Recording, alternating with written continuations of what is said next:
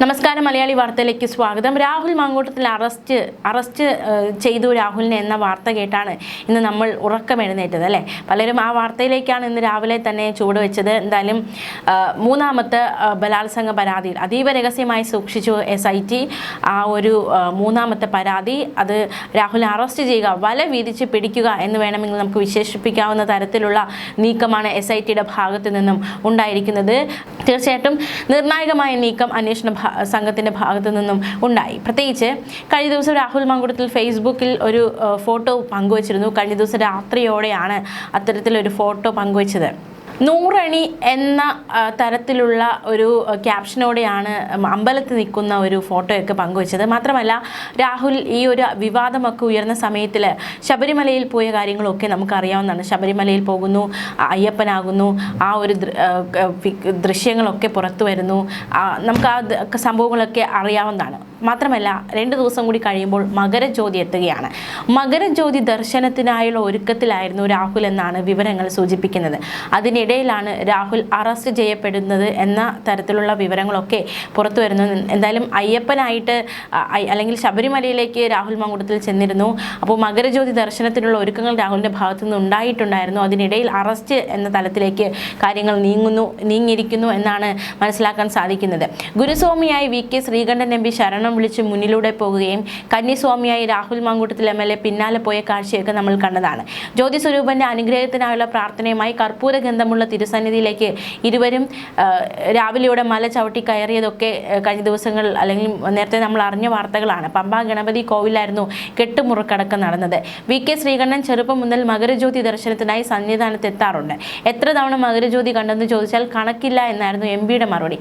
ഇത്തവണ മകരജ്യോതി ദർശനത്തിനായി ശബരിമലയിലേക്ക് പോകുന്ന കാര്യം പറഞ്ഞപ്പോൾ കന്നിക്കാരനായി താനുമുണ്ടെന്ന് രാഹുൽ മാങ്കൂട്ടത്തിൽ പറഞ്ഞു. പിന്നെ വ്രതം തുടങ്ങി. ഇരുമുടി കെട്ടുമായി 18ാം പടി ചവിട്ടി അയ്യപ്പ ദർശനത്തിന് ശേഷം ഇരുവരും കാത്തിരിക്കുകയായിരുന്നു. മകരസംക്രമ സന്ധ്യയുടെ പുണ്യമായി ജ്യോതി തെളിയുന്നതും കാത്ത്. പക്ഷേ മകരജ്യോതി കാണാൻ രാഹുൽ മാങ്കൂട്ടത്തിലില്ല. അറസ്റ്റ് ചെയ്യപ്പെട്ടു. മാവേലിക്കര ജയിലിലേക്ക് റിമാൻഡിലായി. എന്തായാലും മാവേലിക്കര ജയിലിലേക്ക് രാഹുലിനെ എത്തിക്കുകയാണ്. നമുക്കറിയാം, KPM റീജിയൻസിൻ്റെ പാലക്കാട്ടെ KPM റീജിയൻസിൻ്റെ 2002 എന്ന മുറിയിലെത്തി രാഹുലിനെ പോലീസ് സംഘം കസ്റ്റഡിയിലെടുക്കുകയായിരുന്നു. അതായത് രാത്രിക്ക് രാജ്യമായിരുന്നു ഇത്തരത്തിലുള്ള നിർണായകമായ നീക്കങ്ങൾ അന്വേഷണ സംഘത്തിൻ്റെ ഭാഗത്തു നിന്നും ഉണ്ടായത്.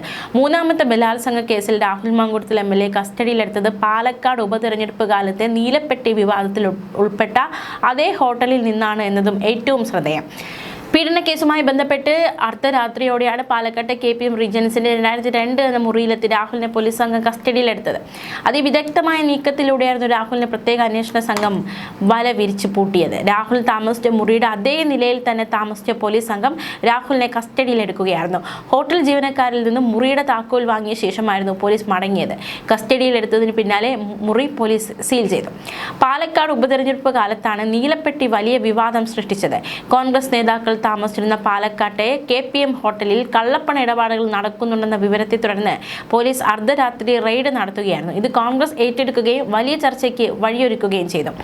രാഹുൽ മാങ്കൂട്ടത്തിന്റെ നീല ട്രോളി ബാഗിൽ ഹോട്ടലിൽ കള്ളപ്പണം കൊണ്ടുവന്നെന്നായിരുന്നു ആരോപണം. തുടർന്ന് നീല ട്രോളി ബാഗുമായി രാഹുൽ മാങ്കൂട്ടത്തിൽ വാർത്താ സമ്മേളനം നടത്തി. ഇത് വലിയ വാർത്താ പ്രാധാന്യം നേടിയതാണ്. തുടർന്ന് നടന്ന അന്വേഷണത്തിൽ ട്രോളിയിൽ നിന്ന് പണം കടത്തിയതിന് തെളിവില്ല എന്ന് പോലീസ് റിപ്പോർട്ട് സമർപ്പിച്ചു. കോൺഗ്രസ് പ്രവർത്തകർ പണം കടത്തിയതിന് തെളിവില്ലെന്നാണ് സ്പെഷ്യൽ ബ്രാഞ്ച് DYSP പാലക്കാട് ജില്ലാ പോലീസ് മേധാവി നൽകിയ പ്രാഥമിക റിപ്പോർട്ടിലും പറഞ്ഞിരുന്നത്. എന്തായാലും ആ നീല ട്രോളി വിവാദം ഈ ഹോട്ടലിൽ തന്നെ അതേ ഹോട്ടലിൽ നിന്ന് തന്നെയാണ് രാഹുലിനെ അറസ്റ്റ് ചെയ്തിരിക്കുന്നത്. നമുക്കറിയാം, നേരത്തെ രാഹുൽ താമസിച്ചിടത്ത് നിന്നും ഈ റെസിഡൻസ് അസോസിയേഷനൊക്കെ ഇടപെട്ട്, അതായത് രാഹുൽ ആദ്യം താമസിച്ചിരുന്ന ആ വീട്ടിൻ്റെ ചുറ്റുപാടുമുള്ളവർക്ക് വലിയ രീതിയിലുള്ള ബുദ്ധിമുട്ടുകൾ ഉണ്ടായിരുന്നു. രാഹുലിനെതിരെ പരാതി കൊടുക്കുന്നു. ഇതിന് പിന്നാലെ രാഹുൽ ഒളിവിൽ പോകുന്നു. അപ്പോൾ രാഹുലിൻ്റെ ആ വീട് കേന്ദ്രീകരിച്ച് പോലീസിൻ്റെ അന്വേഷണം ഉണ്ടാകുന്നു. പോലീസ് വന്നു പോകുന്നു. അപ്പോൾ റെസിഡൻസ് അസോസിയേഷൻകാരെല്ലാം പരാതി നൽകി, നോട്ടീസ് നൽകി രാഹുൽ ആ വീട്ടിൽ നിന്ന് ഒഴിഞ്ഞിരുന്നു. അതിനുശേഷം ഈ പാലക്കാട്ടെ ഹോട്ടലിലായിരുന്നു രാഹുൽ പാലക്കാട് വരുമ്പോഴൊക്കെ തങ്ങിയിരുന്നത് എന്നാണ് മനസ്സിലാക്കാൻ സാധിക്കുന്നത്. അതേ ഹോട്ടലിൽ നിന്നാണ് രാഹുലിനെ ഇപ്പോൾ അന്വേഷണ സംഘം പിടികൂടിയിരിക്കുന്നത്. ഈ ട്രോളി വിവാദം ചൂടുപിടിക്കുന്നതിനിടെ നീല ട്രോളി വിവാദം ചൂടുപിടിക്കുന്നതിനിടെ ട്രോളി ബാഗുമായി ആരോപണ വിധേയനായ ഫെനി നടന്നു പോകുന്ന CCTV ദൃശ്യങ്ങളൊക്കെ പുറത്തു വന്നതും ഏറ്റവും ശ്രദ്ധേയമാണ്. പാലക്കാട് KTM ഹോട്ടലിലെ ദൃശ്യങ്ങളായിരുന്നു പുറത്തു വന്നത്. ദൃശ്യങ്ങൾ പുറത്തുവിടുമെന്ന് നേരത്തെ CPM വെല്ലുവിളിച്ചിരുന്നു. അതിനിടയിൽ ആ ദൃശ്യങ്ങളടക്കം പുറത്തു വന്നിരുന്നു.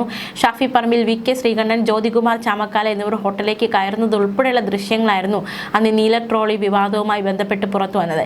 10:13 ശ്രീകണ്ഠൻ MP വാഷ്റൂമിലേക്ക് പോവുകയും ബാക്കിയുള്ളവർ കോൺഫറൻസ് ഹാളിലേക്ക് കയറുന്നത് കാണാം. 10:39 ദൃശ്യത്തിൽ രാഹുൽ കോൺഫറൻസ് ഹാളിലേക്ക് പോകുന്നതാണുള്ളത്. 10:42 ഫെനി നൈനാൻ കോറിഡോറിലേക്ക് വരുന്നു. എന്നാൽ ഫെനിയുടെ കയ്യിൽ അപ്പോൾ പെട്ടിയില്ല.